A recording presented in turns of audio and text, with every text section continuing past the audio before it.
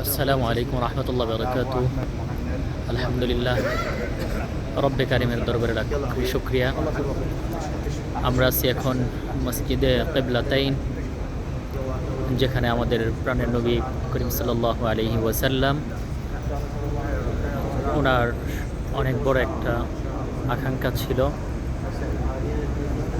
কাবার দিকে, বাইতুল্লাহর দিকে কেবলা হওয়ার। আর এই মসজিদেই আল্লাহ তাআলার হুকুমে কেবলা পরিবর্তন হয়। ফাওয়াল্লি ওয়াজহাকা শাতরাল মাসজিদিল হারাম ওয়া হাইথুমা কুনতুম ফাওয়াল্লু ওয়াজুহাকুম শাতরা।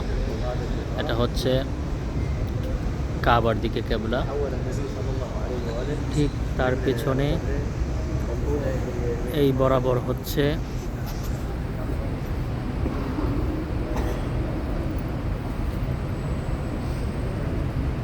মসজিদ আকসার দিকে কেবলা। এই মসজিদ হচ্ছে মসজিদে কিবলাতাইন, ইসলামের সবচেয়ে বড়, অনেক বড় একটা নিদর্শন মসজিদে কিবলাতাইন, দুই কেবলার মসজিদ।